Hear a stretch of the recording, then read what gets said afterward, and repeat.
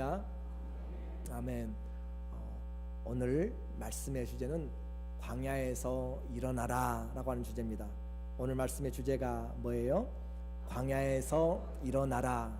광야는 사람들이 살지 않는 곳이고 생활하기에 힘든 곳, 고통의 장소라고도 할 수 있는 것이에요.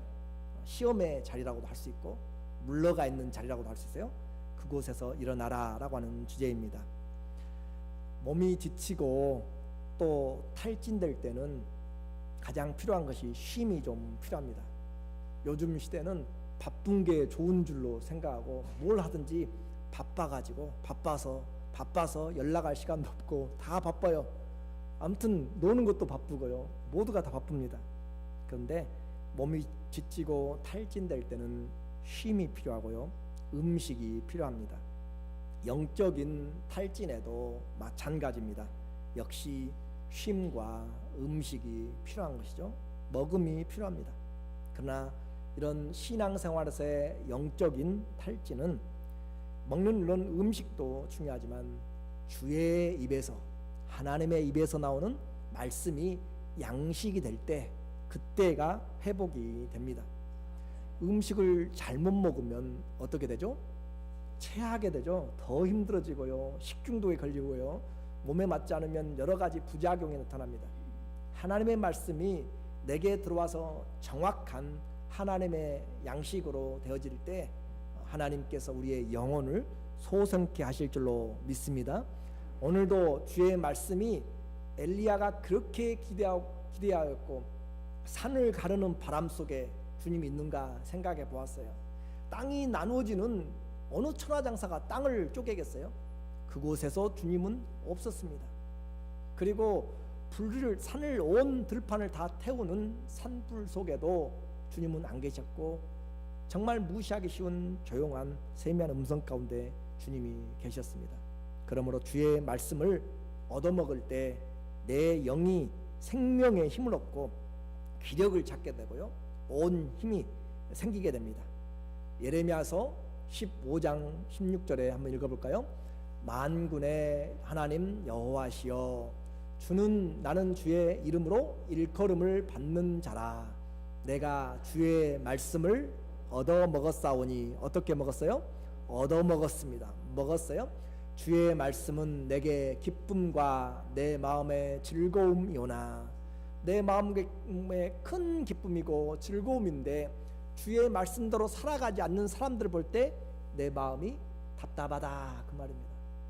주의 말씀이 내게 지치고 힘들 때 큰 힘이 되고 정말 하나님의 능력이 내게 오게 되는데 그 말씀을 깨닫지 못하고 여전히 죄악 가운데서 다른 것을, 정푸드를 가지고 몸을 불려나가고 있는 사람들을 볼 때 오해하지 마세요. 여러분 말씀하는 것이 아니고 세상 것들로 몸을 불려가고 세상의 물질들로 자기의 식성을 맞춰가는 사람들을 볼 때 하나님의 양식이 아닌 것들로 썩어 없어질 양식을 가지고 살아간 자를 볼 때 마음이 답답하다라고 하는 것을 지금 이 예레미야가 이야기했어요. 예레미야의 양식은 주의 말씀을 얻어 먹는 것입니다. 오늘 엘리야도 역시 탈진하여서 뒤로 물러서 가지고 있을 때 하나님의 말씀이 그에게 들려서 그가 일어날 수가 있었습니다. 말씀을 먹으니까 순종할 힘과 은혜가 우리에게 오는 것이에요. 19절입니다. 오늘 본문 19장 19절. 엘리야가 거기서 어떻게 했어요? 떠나 사밧의 아들 엘리사를 어떻게 해요? 만나니. 오늘 이 부분을 잘 이해하면 됩니다. 그렇게 뒤로 물러가 있었어요. 어떨 때는 생명을 그만 끊어버리고자 하는 그런 마음으로 주님 이제 더 이상 지쳤습니다 라고 그렇게 포기하고 누워서 죽음의 잠을 청하였고, 그렇게 물러가 있던 그가, 광야에 물러갔던 그가 일어나서 어디로 가서 하나님의 사명자, 하나님께서 부르신 사명을 위해서 가서 만나니. 떠나서 만나다. 정말 한 줄도 안 되는 거잖아요. 떠나서 사밧의 아들 엘리사를 만나니. 그것이 우리의 신앙입니다. 하나님 앞에서 우리의 삶은 주의 말씀을 들으면 일어나게 될 거요. 그리고 주님이 주신 사명으로 가게 되는 것이에요. 사도 바울이 눈이 멀어서 다메섹 도당의 길거리에서 쓰러져 있을 때 주님이 일어나 가라라고 하잖아요. 가서 만나 새롭게 시작하는 거죠. 오늘 엘리야는 특별한 열심을 가지고 최선을 다했는데 왕과 백성들이 바꿔지지 않습니다. 변하지 않아요. 심지어 주의 언약을 바꿔버리고요. 언약을 버린다라고 하는 것은 아예 그냥 이제 갈 대로 가겠다는 거잖아요. 주의 제단, 하나님을 위해서 쌓아놓은 제단을 헐어버리고 거기에 우상의 제단을 바알을 세우고요. 또 그것에 멈추는 것이 아니라 선지자들을 가서 잡아다가 죽이는 일까지 하고 있을 때 내가 여기 가서 해봤자 도대체 무엇이 변하는가. 그리고 또 죽이려고 생명을 찾고 있을 때 자기는 열심히 있었어요. 하나님, 나는 이 백성을 위해서 복음을 전하겠고 이 백성을 위해서 해보겠습니다라고 해서 다른 사람보다 열정이 있어가지고 열심히 특심해가지고 가서 헌신하고 하고 있는데 기적의 능력을 이렇게 가면서 하고 있는데 전혀 변하지 않아요. 오히려 반대하고 어떻게 해요? 잡아 죽이려고 생명을 찾고 있는 걸 볼 때 그는 더 이상 진절머리가 난 거예요. 진짜 내가 할 이유가 있겠는가. 거기까지 내려간 것이죠.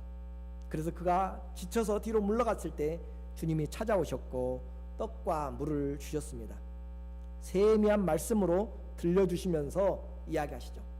바람과 지진과 불 같은 능력으로 좀 역사했으면 좋겠는데 그곳에서는 주님이 말씀이 계시지 않더라. 자기에게 세미한 음성이 들렸습니다. 이 말이 무슨 말이에요? 엘리야야, 네가 하늘에서 불이 내리는 것을 보여줬지? 3년 6개월 동안 비가 안 오다가 네가 기도하니까 비가 왔지? 그런 걸로 사람들이 믿는다고 생각하지 마라. 그 말이에요. 지금 무슨 말인지 이해가 돼서 기적을 보고 사람들이 믿는다고 생각하지 마라. 그들이 변하는 것은 세미한 음성이 아니면 하나님의 말씀이 아니면 안 변한다. 그 말입니다. 그러니까 어떻게 해요? 낙심하지 말라. 그 말이에요. 낙심하지 말라고. 오늘 그들이 기적을 보고 정말 하나님이냐 바알이냐 서로 대결하면서 백성들 모아놓고 산에서 산꼭대기에서 그런 영적인 전투를 했지만 승리했지만 그렇게 해가지고 변한다고 생각하지 마라. 하나님의 말씀이 아니면 그 어떤 것들도 변할 수가 없다. 그러면 이제 뭘 해야 되겠어요? 이제 엘리야가 이 말씀을 세미한 음성을 듣고 깨달았으면 뭘 해야 되겠어요? 가서 뭘 전해야 돼요?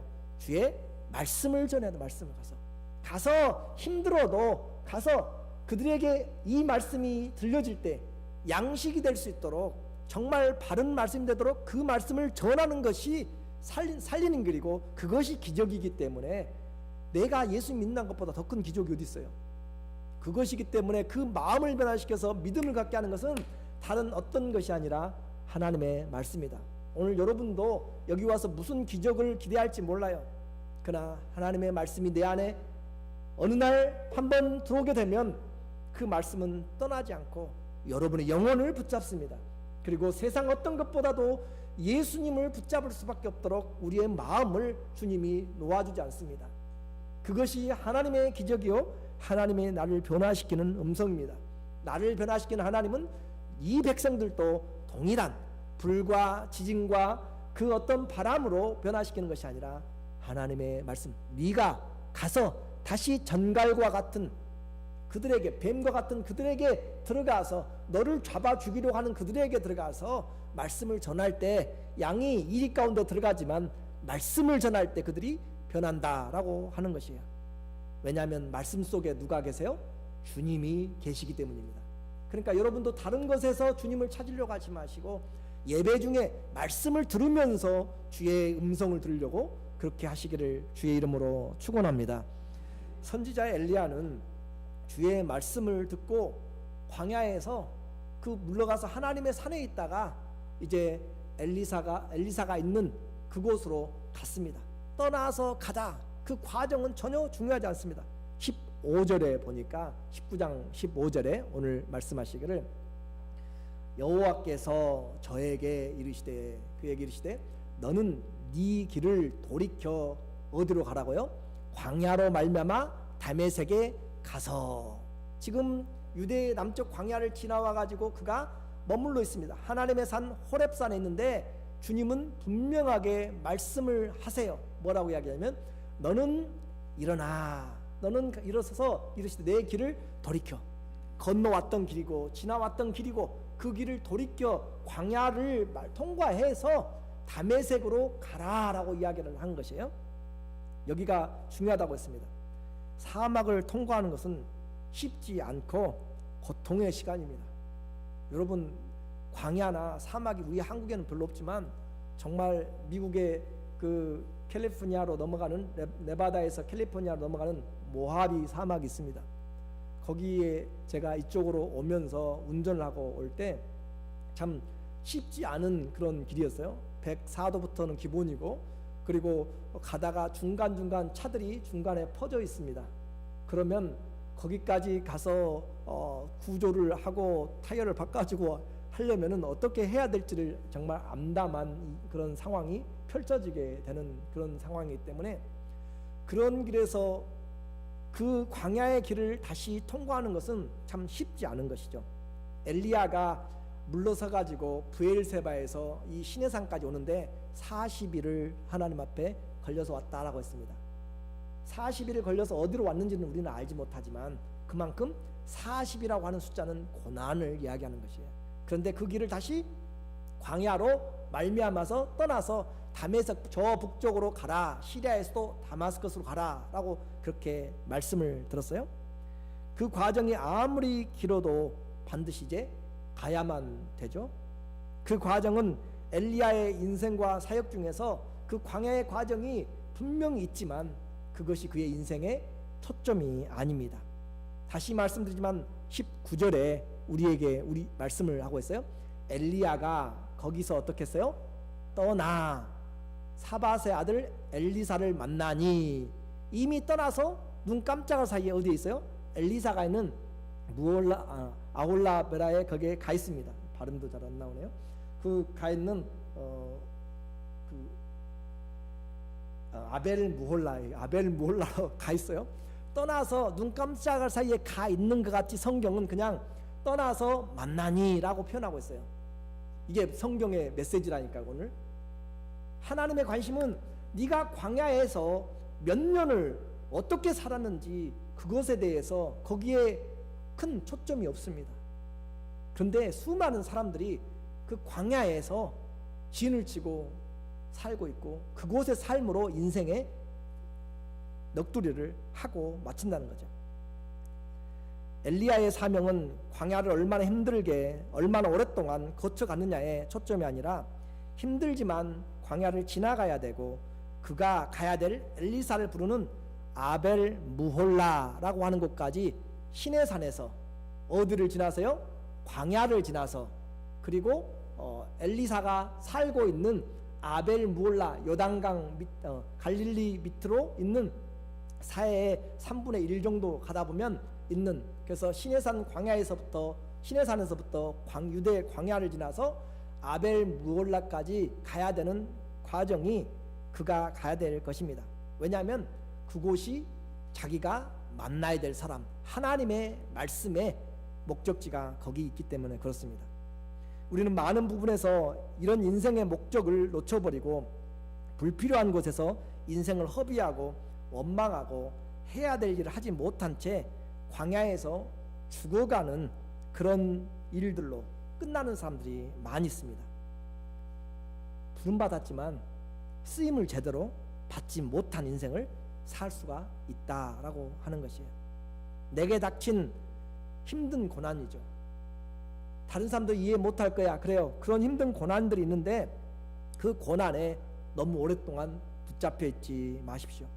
그것은 장래를 위한 인내와 연단을 만들어내는 과정이지 그 고난 자체가 우리에게 목적이 아닙니다. 고난 자체가 절대 목적이 아니에요. 고난을 통하여서 우리에게 주님이 주시고자 하는 그 연단이죠. 소망이죠. 하나님의 사랑을 깨닫게 하는 것이고 성숙되는 것을 말합니다. 우리는 그 생생하게 인생을 낭비해버린 사람들을 기록을 통하여서 우리는 들을 수가 있습니다. 민수기 14장 33절과 34절에 보면 이스라엘 민족이 이집트에서 나와가지고 가나안 땅으로 가기로 그렇게 약속이 되어 있고 지도자도 있고 다 모든 것이 준비됐어요. 먹을 것도 주님이 매일 내려주시고. 그래서 그들이 이제 드디어 가네스 바데아라고 하는 그 경계선에 섰습니다. 이 능선만 넘어가면 꿈에 그리고 이제까지 살아왔던 아브라함이 묻혔던 그 고향에 가게 되는데, 그곳에서 정탐꾼들의 이야기를 듣고 뒤로 완전히 물러가 버린 거죠. 그래서 하나님이 그들에게 말합니다. 너희 시체는 이 어디 엎드러져요? 광야에 엎드러질 것이요. 너희 자녀들은 너희의 패역한 죄를 지고 너희의 시체가 광야에서 소멸되기까지 40년을 어디서 유리하다가 가요? 광야에서 유리한 자가 되리라. 너희가 그 땅을 탐지한 날수 40일의 하루를 1년으로 환산하여 그 40년간 너희가 너희의 죄악을 질지니 너희가 나의 실어버림을 알리라 하셨다 하라. 도대체 인생을 살면서 가나안 땅 바로 이 경계선만 넘으면, 멕시코 담만 넘으면 미국이잖아요. 그런데 그곳에 들어가려고 약속까지 다 받아놓고 다 비자까지 다 받아놓고 그 땅 주인까지 서류까지 받아놨는데 믿음이 없어서 못 넘어간 그들에게 주님은 분명하게 이야기합니다. 너희가 이 광야에서 다 돌아가면서 광야에서 불평하다가 죽을 것이고, 내일 그 약속의 땅을 꿈꾸다가 또 그 내일이 되면 불평하다가 죽을 것이다. 한두 사람이 아니었어요. 출애굽한 장정 60만 3,550명이 광야에서 다 죽어갔습니다. 오늘 우리는 그 중에 속합니까? 아니면 가나안 땅까지 들어간 사람에 속합니까? 이 중요한 우리의 인생의 모습입니다. 그래서 광야에서 죽어간 사람들, 광야로 해가지고 살지 못할 것은 아니에요. 하나님의 돌보심이 있으면 광야도 그런 대로 살만합니다. 고통 중에도요, 하나님이 공급하신 은혜가 있어요. 그 광야지만 하나님이 40년 동안 불기둥과 구름기둥으로 낮에는 그렇게 머리 안 벗겨지게 해주고, 밤에는 너무 추워서 덜덜 떨지 않게 불기둥으로 지켜주시고, 아침마다 먹을 것을 주시고, 광야도 그런 대로 살만해요. 일하지 않아도 아침에 가서 걷어오기만 하면 되는 것이고, 그냥 아주 기적을 매일 본다니까요. 기적을 매일 보는데 그들의 자리는 어디예요? 광야예요. 하나님은 그 광야에 머물기를 원치 않습니다. 광야에서 얼마나 좋은 것을 먹었는지, 광야에서 얼마나 큰 기적을 맛봤는지 하나님의 목적이 아니에요.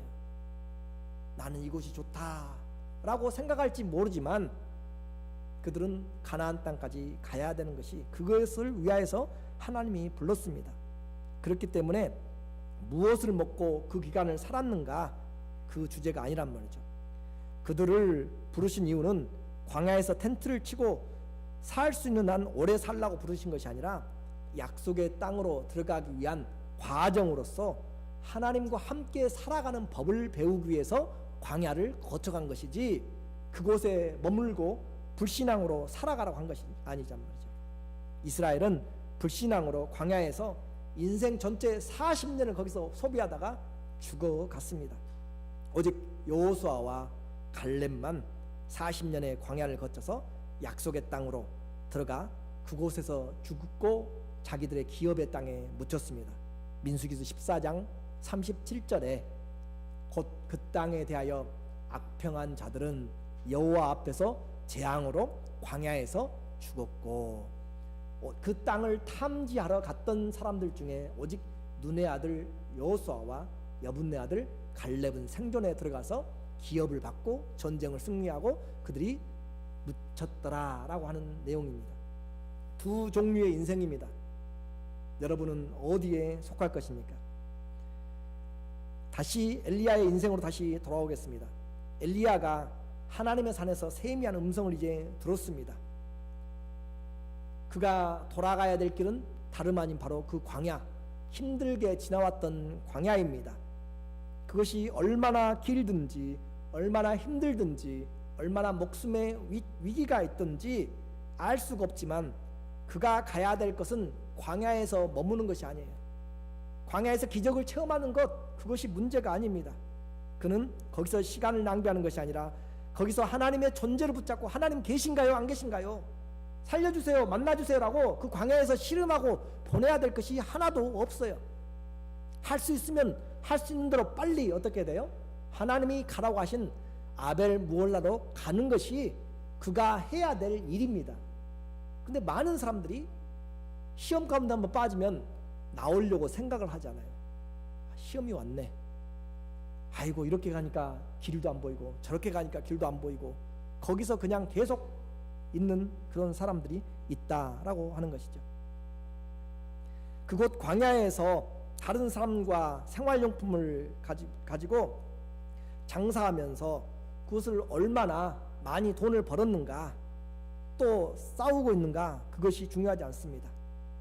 그가 할 일은 광야를 지나서 하나님이 보내신 장소로 가서 엘리사를 택하여 그의 선지자가 되게 후계자로 세우는 것입니다.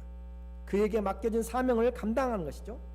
그 일을 마치기까지는 그는 자기의 사명을 완수할 수가 없습니다. 목적을 마친 것이 아니죠. 엘리야만 힘들게 인생을 살아간 것이 아니고 엘리야와 동일하게 보이지는 않지만 그 삶에, 주어진 삶에서 충성을 하고 있는 사람들이 나타납니다.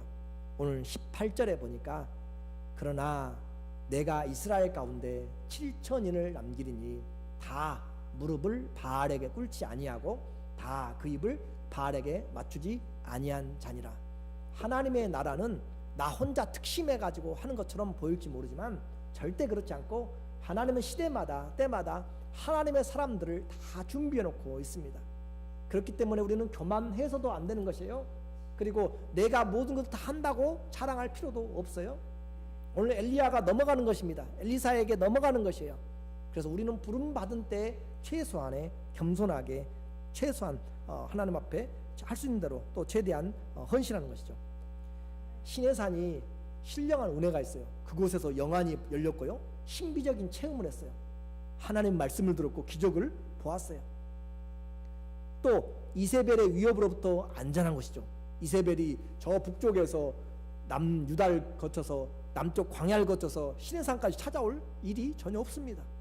목숨이 안전해요. 그런데도 불구하고 그 장소에 머물러서는 안 되는 것이 엘리야의 삶입니다. 광야의 길이 얼마나 귀찮고 힘들고 따갑고 정말 어려워도 그는 가야만 되는 거죠. 그것이 신앙입니다. 주의 세밀한 음성은 기적의 체험적인 증거로만 이야기하면 안 돼요. 나 그 체험 목소리 들었어, 나 주의 음성을 들었어, 나 기적을 보았어, 그것으로 우리의 인생에 머물러서는 안 되는 것이죠. 기적을 보았으니까 어떻게 해요? 일어서야죠. 말씀을 들었으니까 어떻게 해요? 나 들었다가 아니라 헌신이 돼야 되죠. 그렇지 않으면 기적은 아무런 의미가 없습니다. 하나님의 음성을 어떻게 했어요? 엘리야가 들었어요. 세미한 음성을 들으니까 떠나, 거기서 떠나 사밧의 아들을 만나니, 바로 그렇게 연결되는 것은 그 고난의 과정이 얼마나 길었든지 간에 그의 목적은 하나님의 말씀에 순종하는 것입니다. 이해가 되시나요? 하나님의 말씀을 들으면 나 하나님을 만났어요. 불과 같이 임하였고요, 방언도 하고요, 통역도 하고요, 환상도 보고요, 예언도 하고요. 그래서요 하나님의 말씀에 순종의 열매로 사명의 완수로 나타나지 않으면 그 무엇을 한다고 해도 광야에 머무르고 있는 것이고, 시내산에서 예수님 앞에 그러잖아요. 변화산에 올라갔을 때 베드로와 야고보와 요한이 어떻게 했어요? 여기가 좋사오니, 영광의 예수님 보았어요. 정말 기라성 같은 모세 선지자를 보았어요. 그리고 선지자들의 대표 그 엘리야를 보았어요. 그냥 척 한 번에 알아보았어요. 수염 달고 이상하게 얼굴 못생긴 사람 딱 사진 나오면은 에브라함 링컨인 것처럼, 죄송합니다만 그런 것처럼 그냥 한마디로 알게 되는 그런 상황에 보아서 그들은 말해요. 주여, 여기가 좋사오니 여기에 집을 짓고 삽시다 라고 할 때 주님은 내려가라 라고 이야기해요. 내려가라. 여러분이 이제 있는 장소가 둘 중에 하나입니다. 그런 시내산의 영광과 기쁨을 만족하기 위해서, 아니면 그 광야에서 머물면서 기적 가운데 있든지, 아니면 힘들고 어려운 가운데서 여러분이 그 과정을 건너가기 위해서 있든지, 아니면 여러분이 그곳에서 즐기기 위해서, 고난 가운데서 즐기기 위해서 있든지, 둘 중에 하나입니다.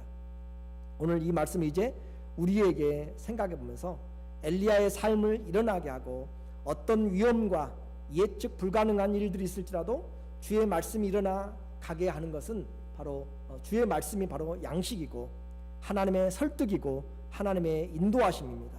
그것이 그에게 강권하신 것이었고 그에게 위로였습니다. 뿐만 아니라 그 말씀이 그 안에서 불이 되어서 광야를 지나 목적지까지 가게 만들었습니다. 하나님의 성령이 그 안에서 일하기 때문에 가지 않으면 안 되는 것입니다.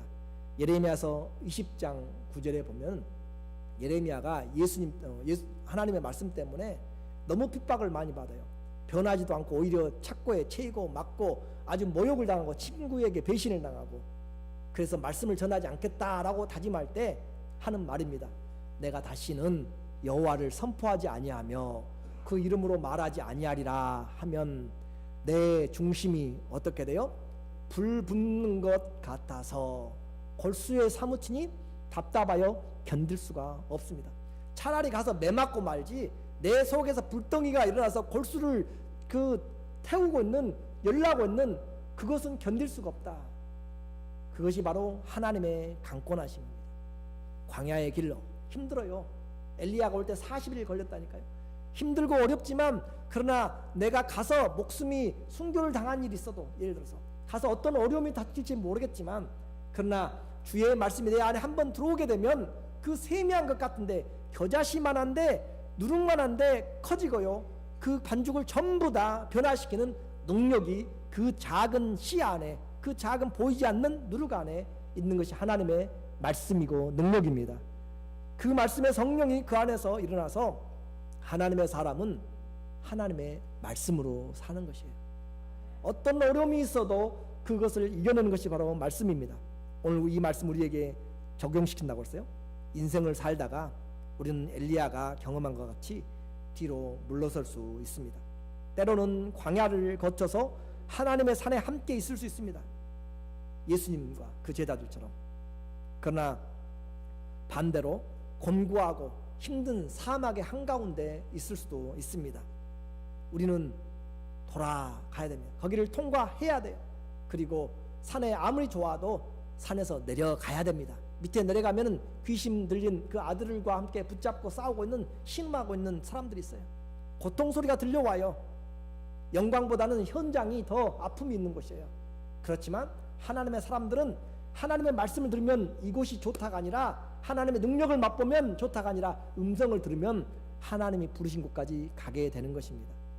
그리고 그 광야는 이제 성숙을 위한, 연단을 위한 광야가 되어야 되지, 시험을 거듭하여서 신앙 속에서 진흙탕 싸움을 벌이는 그런 광야가 돼서는 안 되는 거죠. 여러분이 머물고 있는 광야는 성숙을 위한 연단의 광야입니까? 아니면은 그냥 이곳에서 만나도 내리고요, 이곳에서 기적도 보고요, 이곳에서 먹을 것도 있고 그늘도 있고 좋사오니 이 사람과 싸움하고 저 사람과 싸움하고 계속 광야에서 40년을 살다가 거기서 불신앙으로 죽어간 그런 인생으로 끝나버릴 것인지, 진흙탕 싸움 아시죠? 서로 잡고 물고 뜯으면서 싸움을 위한 싸움을 하는 교회들 많이 있습니다. 성도들 많이 있어요. 우리가 가야 될 것은 가지 못하고 그냥 이 사건 끝나면 저 사건을 묶어서 계속 진흙탕 싸움을 벌이는 그런 곳에서 인생을 살다가 끝나면, 우리는 엘리야의 삶을 통하여서 들었던 이 음성이 우리에게 분명히 그날 시험에 또 하나님의 심판의 대상이 될 것입니다. 결론적으로 말씀을 드리겠습니다. 그곳에 기다리는 사람이 있습니다. 20절입니다. 20절에 보니까 엘리사가 소를 버리고 엘리야에게로 달려가서 이르되 청컨대 나로 내 부모와 입맞추게 하소서. 그리한 후에 내가 당신을 따르리이다 하매 엘리야가 저에게 이르되 돌아가라. 내가 내게 어떻게 행하였느냐 하니라. 엘리사가 12결이 24마리로 밭을 가는 부자입니다. 24마리로 밭을 갈 정도 되면 이 아합이 다스리는 북이스라엘 시대는 아주 경제적으로는 번성한 나라였어요. 신앙은 아주 여호와 신앙은 다 죽어버렸습니다. 그러니까 예수님 믿어서 잘 산다고 그게 축복이라고 표현해서도 안 되고 삶의 경제적인 것들로 판단해서는 안 되는 것이죠.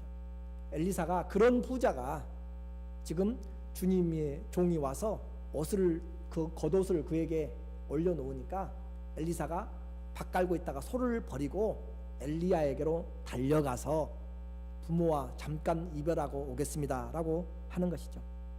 부자인 엘리사, 전혀 생각해보지도 않은 선지자의 길입니다.